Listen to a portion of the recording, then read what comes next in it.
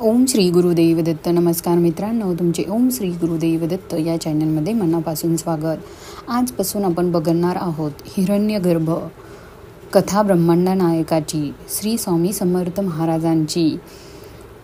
हिरण्यगर्भात शांत असलेल्या त्या परमशक्तीला, परमात्म्याला कळाले होते की आता वेळ आलेली आहे पृथ्वीवर अवतरण करण्याची.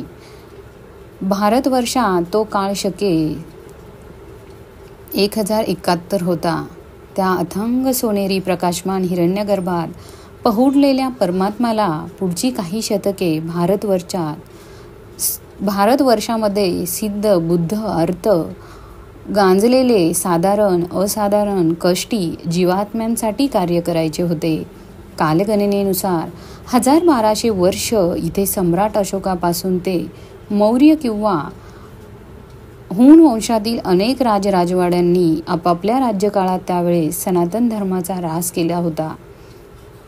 अज्ञानात गुरफटलेल्या आणि भरकटलेल्या जीवांना आता खरी गरज होती ती एका परमात्म्याच्या अवताराची. सनातन धर्म जो खऱ्या अर्थाने हजारो वर्षापासून संपूर्ण विश्वाला मार्गदर्शन करीत होता, त्याच्या पुनर्जीवनाची मुहूर्तमेढ रोवण्याची गरज आता जणू सर्व सृष्टीला होती. त्या जगद्धात्रीने आता निर्णय घेतला होता. त्या परब्रह्माच्या अवतरणाची चाहूल सृष्टीसह लागली होती. सृष्टी ही मोहरून गेली होती. त्यांच्या आगमनासाठी ती सिद्ध झाली होती. महाभारताच्या 5000 वर्षाच्या कालखंडानंतर प्रथमच सृष्टीत ते परब्रह्म अवतार घेणार होते. हिरण्यगर्भातून उठणाऱ्या स्पंदनांनी एक लय पकडली होती.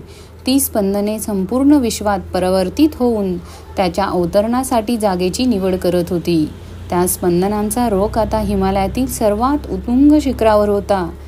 कारण निर्णय झाला होता, ते परब्रह्म एका महात्म्याच्या रूपाने हिमालयातील अत्यंत दुर्गम व गूढ जागी अवतीर्ण झाले. एक तरुण तेजपुंज योगीराज, डोक्यावर जटांचा संभार, भेदक डोळे व नजर, मुखमंडल गोलाकार, कानाच्या पाकळ्या लांब व पातळ, गळ्यात रुद्राक्षाची माळ, जवळजवळ 7 फूट उंची, समंद अंगास भस्म फासलेले, तांबरासारखा तांबूस वर्ण, अजुनबाहू हात, कमरेला लोंगटी आणि पायामध्ये खडवा, अत्यंत मनोहारी रूप असलेला तो तरुण योगीराज हिमालयातील अत्यंत दुर्गम स्थळी उभा होता. सर्वत्र बर्फवर्षा होत होता. जणू काही सर्व सृष्टी त्या योग्यावर नक्षत्र ताऱ्यांनी उधळण करत होती. योगीराजांनी हळुवार डोळे उघडले आणि पाहिले व आपली कारुण्यमय आशीर्वादात्मक नजर हिमाच्छादित पर्वतरांगांवर टाकली. एका नव्या पर्वाचा, सृष्टीचा इतिहासास प्रारंभ हा झाला होता. मित्रांनो, तुम्हाला जर आजचा व्हिडिओ आवडला असेल तर लाईक करा, शेअर करा आणि सबस्क्राईब करायला मात्र विसरू नका. धन्यवाद.